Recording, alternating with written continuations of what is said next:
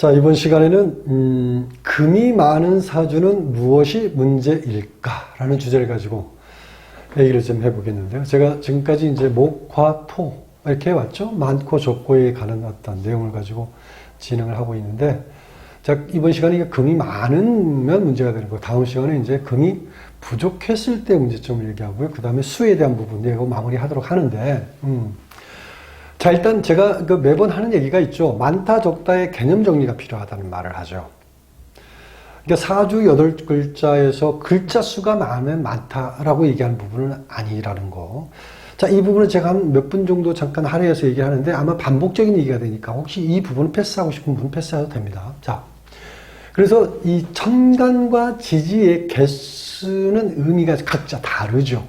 더구나 사주 8글자 각각의 위치에 따라 비중도 다르기 때문에 그냥 단순한 개수로 많다 적다라는 부분에 대해서는 이제 어떤 그렇게 평가하는 건 문제가 있다라는 걸 반드시 짚고 넘어가는 거예요. 단순하게 개수로 따지지 말라. 대부분이 이제 사주 상담하러 오신 분들이 이런 말을 물어요. 저는 사주 개수가 뭐 금이 4개나 되고 5개가 되는데요. 이렇게 얘기하는데 사실 4개, 5개더라도요. 하나만큼도 모자랄 수도 있는 그런 부분도 있을 수 있어요. 이 월지라는 게 중요한 부분이기 때문에 월지의 비중성을 높이다 보니까 이제 그렇게 얘기를 할 수 있는데, 물론 이제 4개가 기본적으로 많은 건 사실입니다만 제가 이제 어떤 과장된 표현으로 말씀드린 것이고요. 그래서 일단은 천간과 지지 개념에서 많다 적다에 대한 개념 정리가 일단 필요하고, 간단하게 언급하면은, 자, 천간과 지지의 다른 부분을 잠깐 언급할게요. 천간은 시간의 개념이죠. 그리고 지지는 공간의 개념인 것이고, 그 다음에 천간은 사건의 원인입니다. 그 다음에 지지는 사건의 결과를 얘기하는 것이고, 그 다음에 천간에 있는 글자는, 천간 글자는 정신적인 측면이다라고 얘기한다면, 당연히 지지는 물질적인 측면적 요소가 연관되어 있죠. 그리고 천간이 표면적이고 심리로 작용하는 부분이라면, 말하자면 이제 지지 같은 경우에는 이제 삶의 환경이고 터전이 되는 형태로 나타나죠. 자, 이렇게 좀 다른 부분에 대해서 말씀을 드리는 것이고요. 그 다음에 이제 그 위치에 따라서 아까 말씀드렸죠. 어디에 위치하느냐. 8글자 자리가 위치하는 위치에 따라서 에너지적 비율이 또 다르다는 얘기를 말씀을 드리는 것이니까 단순하게 개수만 가지고 얘기하면 안 된다. 그렇지만 가장 중요시하는 자리는 뭐냐면 월지를 보셔라. 월지 다음에 두 번째가 뭐예요? 시지. 월지 다음에 시지가 중요하다는 부분. 물론 당연히 그 다음에 일지도 중요하죠. 자, 이런 부분의 비중적 요소가 다른 부분이니까 많다라고, 개수가 많다고 단순하게 내 사주에 금이 많다 라는 생각은 일단 지양할 필요가 있다. 이 말씀 드리고, 자, 본론으로 들어갑니다.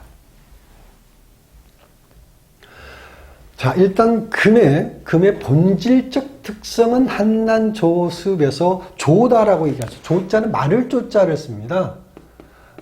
마르다라는 의미를 갖고 있는 조자인데, 자, 이 조라는 의미, 조라는 이거는 이제 건조하다, 마르다, 뭐 이런 의미로 쓰는 글자죠. 반대는 뭐예요? 반대는 이제 습이죠, 습. 습은 이제 목이라는 글자에 쓰는 게, 금은 조, 목은 습, 이렇게 얘기를 합니다. 자, 그래서, 그 다음에 금이 지배하는 장부는 또 뭐냐면요.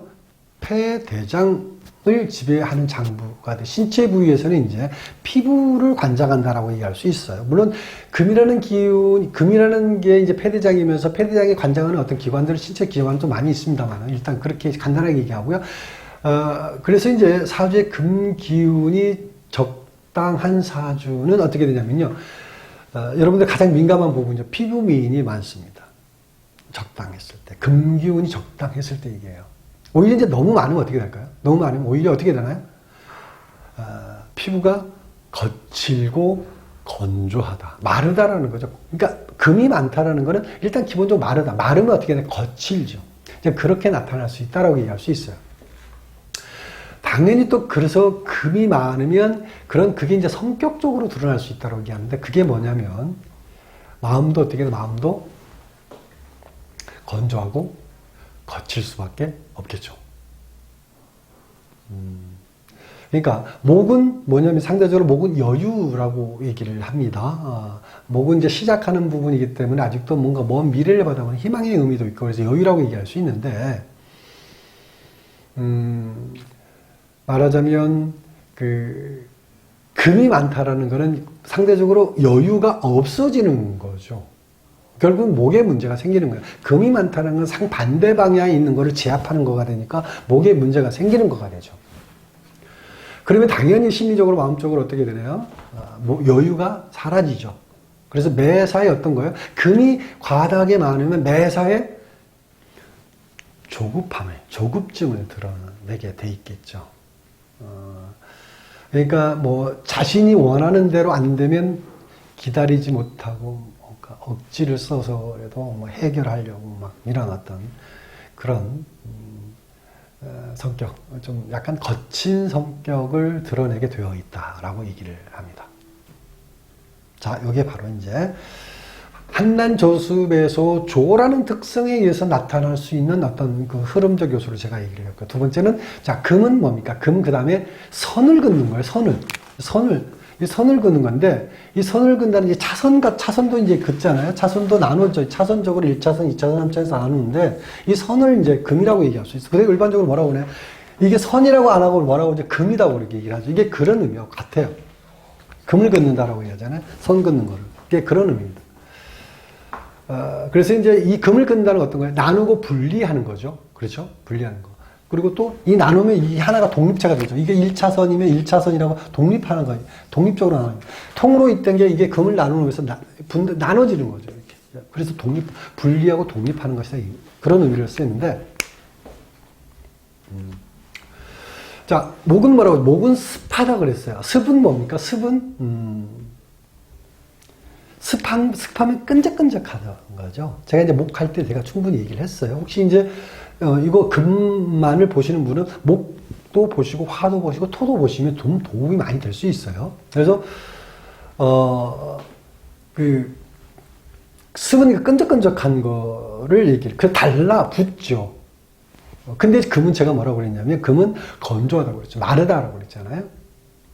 자, 마르고 건조하면 어떻게 되죠? 끈적끈적하고 정반대죠. 달라붙지가 않고요. 그죠? 자, 밀가루 한번 생각해. 밀가루는 아주 미세하죠. 그죠? 아주 미세한 성분인데 각자 떨어져 있죠.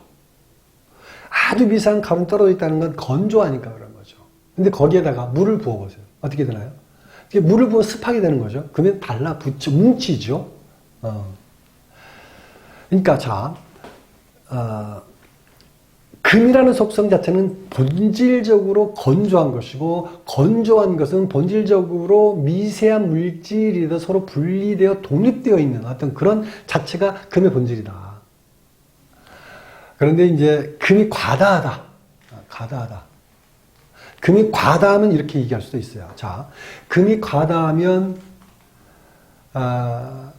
말하자면 예를 들어서 밀가루에다 물을 부으면 당연히 부드러운 반죽이 돼야 되는데 과다하면 어떻게 돼요? 물을 부어도 서로 달라붙지 않는다는 거예요. 그게 바로 모래 아래다가 물을 부어보세요. 달라붙나요? 붙지 않죠. 따로 놀죠. 모래 아래다 아무리 물을 부어보세요. 그렇죠? 자, 금이 과다하다라는 것은 이런 것처럼 말하자면 주변 사람들과도 말하자면 너무도 굵은 선을 긋고 있는 것이다라고 얘기할 수 있어요. 그게 뭐라고 보면 독불장군 이렇게 얘기를 하죠. 금이 많은 사람은 본질적으로 독불장군. 스스로 아웃사이더가 되는 거죠. 그래서 주변과 소통이 잘 안 된다라고 보는 거죠. 자, 인간은 사회적 동물이기 때문에 혼자서 열심히 살다가도 어떻게 해요? 때로는 함께 뭉쳐서 단체 힘을 발휘해야 또 큰 힘이 된다는 것을 모든 사람들은 다 알고 있다라고 보는데, 자, 예를 들어서 광화문 집회할 때 나가는 사람이 있고 안 나가는 사람이 있죠.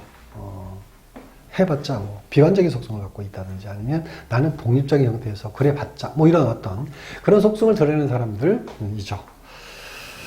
물론 이제 그 지폐라는 자체가 긍정적인 지폐에 대해서는 나하고 참가해서 힘을 보태는 게 중요하지만 또 요즘같이 코로나가 유행한 시대는 조금 자제하는 게 좋겠죠. 자, 뭐 그건 여담이고요. 자, 그래서 그런 어떤 금이라는 속성 자체가 본질적으로 그런 자기 자신을 고립화시킬 수 있는 여지가 강한데 적당하면 문제가 안 되지만 과했을 때는 스스로 아웃사이더가 될 수 있는 성분적 요소이기도 하다. 외롭다라고 얘기하는 거죠. 외롭다. 자, 그 다음에 이제 세 번째로 들어가서 얘기하면, 자, 금은 또 뭐냐면, 금이라는 속성은 압박, 통제하고 또 관리, 감독하고 그 다음에 검사하고 평가하는 게 바로 또 금이라고 얘기할 수 있습니다.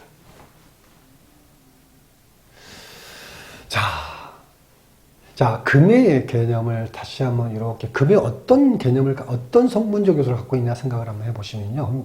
자, 금이라는 거는요. 자, 일종의 화에서 바로 이제 토 넘어서 금이 되잖아요. 화는 뭐예요? 화는 끝없이 그러니까 분산 확장하는 거를 화라고 그러죠. 토가 이제 살짝 막, 갈무리 지어주는 게 토고, 갈무리 진다라는 건 압축하는 건 아니에요. 그냥 확장하는 거가 멈추는 단계가 토라고 얘기하는 거야. 이게 끌어당기는 게 아니고, 금이 뭐냐면 이 확장하는 거를 그냥 확 끌어당겨서 손에 쥐듯이 포장하려고 하는 게 금이라고 얘기하는 거죠. 그러면 자, 확산하는 거를 멈추게 하는 것도 아니고 끌어당겨서 쥐고 포장하려고 한다는 거는 확산하는 힘에 비해서 몇 배가 강해야만이 되는 힘을 가져야만이 되는 거죠. 그게 바로 금의 힘이라고 얘기할 수 있습니다. 요 부분이 바로 뭐냐면요.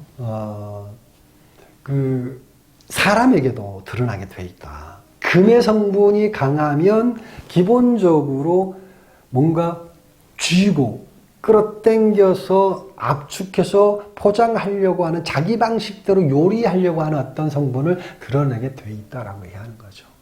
그래서 자, 직업적으로 보면요. 그래서 금기운이 적당한 사주라면 예를 들어서 압박하고 통제하고 규제하고 관리 감독하고 자, 그러한 관련된 직업에 성공을 하게 됩니다. 그게 뭐냐면 군, 검, 경이죠. 그런 직업을 가지고 크게 성공하는 사주가 금이 적당한 사주로 이해할 수 있고요. 또 뭐 있죠? 분리하고 분석하고 통계하고 심사하고 평가 뭐 이런 직업에서도 성공하는데요. 그런 직업이 또 뭐 있나요? 이런 직업은 예를 들어서 금감원이라든지 뭐 감사원이라든지 아니면 뭐 감정평가사라든지 회계사, 세무사, 뭐 변호사 이런 쪽도 관련이 있겠죠. 자, 이러한 형태로서 금이 말하자면 적절했을 때 그러한 직업에서 어떤 성공할 수 있는 사주가 되는데 말하자면 금이 과하게 많으면 어떻게 해요? 그런 직업을 갖기가 어렵겠죠. 그러니까 그 금이 많다라는 거는 어떤 일을 하더라도 어떻게 해요? 좀 결과를 빨리 내고 싶어 하는 거예요. 빠르게 결과가 나와야죠. 그래서 하나의 직업을 초지일관해서 꾸준한 직업을 가지고서 성공하기가 쉽지가 않다라고 얘기를 할 수 있습니다. 자, 그 다음에, 자, 네 번째 말씀드리면요. 자, 네 번째는 이제 금이라는 속성은 일의 마무리가 됩니다. 그리고 최종 결과물이다라고 얘기하는, 금이라는 건 최종 결과물이다라고 얘기하는 거예요. 그게 바로 뭡니까? 열매이고 재물이다라고 얘기할 수 있습니다. 자, 나무를 심고, 기르고, 꽃을 피우고, 그 다음에 세월이 참 흐른 후에야, 그 다음에 뭐가 되죠? 열매가 맺죠. 자, 열매를 맺는 과정은 이제 뭐 이렇게 얘기할 수 있는데, 이런 과정이 반드시 필요한 거죠. 그런 순서가 필요한 거예요. 근데, 하여튼 뭐 인생사도 마찬가지가 됩니다. 그러니까, 그래서 이렇게 뭐 튼실한 열매를 가지려면 반드시 최소한의 나름대로 어떤 그런 기본적인 시간이 흐른 뒤에야, 기본적인 세월이 흐른 뒤에야 튼실한 열매를 가질 수 있다라고 얘기하는 거죠.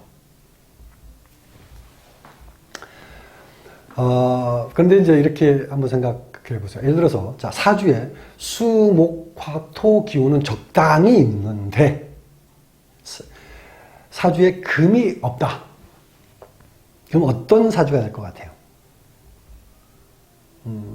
한마디로 뭐라 부를까요? 그냥 열매 없는 나무죠. 열매 없는 나무. 수, 목, 결국은 씨앗에서 나무를 키워서 화, 꽃을 피워서 토, 이렇게 막 꽃이 몽우리까지 졌는데 열매를 맺지 못한 거. 결과가 없는 그런 거라고 얘기할 수 있겠죠. 자, 반대로 금이 과다한 사주라면 어떨까요? 금이 과다하다. 과다한 게 많다는 거죠. 자, 그러면 이렇게 볼 수 있겠죠. 자, 금이 과다하다라는 거는 기르는 과정은 짧은데 열매는 주렁주렁 열렸다라는 의미가 될 수 있겠죠. 좀 뭔가 좀 이상하죠. 그죠? 기르는 과정은 짧은데 열매가 굉장히 주렁주렁 열려있다. 자, 그러면 과정이 없는 열매는 어떤 열매가 될까요? 결국은 열매도 알맹이가 없는 열매라고 얘기할 수 있겠죠. 그래서 사주에 다른 오행과 함께 이렇게 금기운이 적당하게 조절이 되어 있는 게 중요하다라고 얘기할 수 있습니다. 그런 사주여야만이 의식주에 큰 문제 없이 잘 살 수 있는 사주가 된다. 근데 이런 질문을 하는 경우도 있어요. 예를 들어서, 금이 굉장히 많은 사람인데 엄청나게 부자로 사는데요? 라고 질문하는 사람도 있어요. 그건 물론 있어요. 왜냐하면 굉장히 현실적으로 정말 나름대로 어떤 알맹이만 찾아서 살기 때문에 그럴 수 있지만, 그런 사람들의 특성이 뭐냐면 어느 시기에 제대로 대운이라고 그래요. 대운에 의해서 대박을 쳤다가 어떻게 해요? 대박을 쳐 뭔가 위에 있는 세월은 짧죠. 바로 내려오죠. 그래서 대박과 쪽박이 함께 갈 수밖에 없는 거다라고 얘기할 수도 있어요. 자, 어쨌든 그런 부분에 대해서 어떤 의문점을 해소할 수 있는 여지가 있으니까 혹시 그런 질문이 있으면 또 댓글로 달아주시면 제가 최소한의 어떤 이렇게 설명을 해드리도록 하겠습니다. 자, 그 다음에 이제 다섯 번째인데, 자, 금은 폐대장입니다. 폐대장. 자, 금은 그래서 이 폐대장은 또 뭐를 주관하냐? 기를 주관해요, 기. 그래서 이제 금이 적당하게 잘 조절된 선이 기가 세다라고 그러는 거예요. 기세가 있다라고 얘기하는데, 그래서, 그런 사람은 의를 중수합니다. 의라고 그러죠. 의리, 이렇게 얘기하죠. 중시. 그래서 공명정대하고 기세가 좋은 사람이다라고 얘기할 수 있어요. 자, 우리가 일반적으로 이런 얘기 하죠. 가슴이 넓은 사람이 통이 크고 이해심이 많다. 이렇게 말을 하는데요. 그죠? 가슴이 넓다라는 거는 그냥 상징적 의미로 가슴이 넓다라고 표현도 하기도 합니다만은 실질적으로 있잖아요. 좀 가슴 둘레가 특히 이제 여자도 마찬가지예요. 가슴 둘레라는 게 실제로 이제 가슴을 얘기하는 거고, 뭐 어떤 여성의 가슴을 얘기하는 건 아니고요. 전체 통이 큰 사람이라고 얘기하는 거예요. 자, 그런 어떤 가슴이 큰 남자들 특히 보면, 실질적으로 이해심이 많고요. 마음이 좀 넓어요. 통이 커요.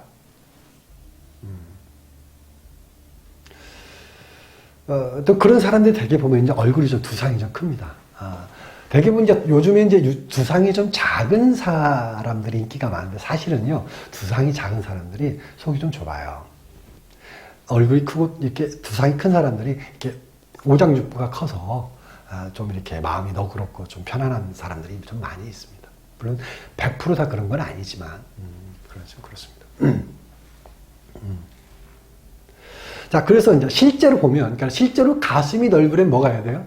폐가 커야 되겠죠. 당연히. 그래야 가슴이 넓겠죠. 당연히 이제 가슴에는 폐가 차지하는 비중이 넓기 때문에 당연히 그러겠죠.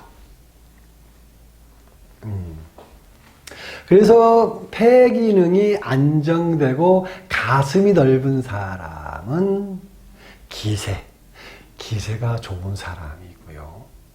그죠? 때로는 그런 대쪽 같은 이미지도 있지만 아주 차갑고 냉정한 거죠. 대쪽 같은 이미지라는 게. 근데 그 속에 또 뭐가 숨어 있어요? 따뜻한 정이 숨어 있는 걸 느끼는 거죠. 자, 그런데 금기운이 너무 많다. 그러면 어떤 거예요? 균형이 무너진 거죠. 그러면 당연히 이제 균형이 무너지면 금이 많아서 균형이 무너졌다는 당연히 성격적인 문제를 드러낼 수밖에 없겠죠? 그러면 금이 많아서 문제되는 성격을 드러내는 게 어떤 걸까요? 자, 얘기를 해보면 이런 사람들 있죠? 과다하게 애국심을 드러내서 상대에게 강요하는 사람들 있죠. 하여튼 예를 들어서 말하기 쉽지 않고요. 어쨌든 그렇습니다. 그런 사람들 좀 금이 과다하게 많은 사주일 수 있고요. 아니면 또 이런 사람도 있죠. 부모에게 효도를 막 강요하는 사람도 있어요. 그렇죠. 형제주 간에 그럴 수도 있고요. 하여튼 이런 사람도 우리 주변에서 많이 볼 수 있죠. 그리고 또 이런 사람도 있는데요. 매사에 말을 하면서 있잖아요. 명령하듯이 하는 말을 하는 사람이 있어요. 명령하듯이. 그러니까 막 호령하는 사람도 있죠. 사람을 막 이렇게 지시하고, 지배하고, 막 이렇게 지 맘대로, 지 뜻대로 막 하려고 하는. 남들 인정하지도 않는데 자기는 그렇게 얘기하는 사람도 있어요. 말하자면 군대에서 뭐예요? 쫄병 다루듯이 하는 사람이 있어요. 그런 사람도 사주에 금이 문제로 자리 잡은 사람일 수 있다라는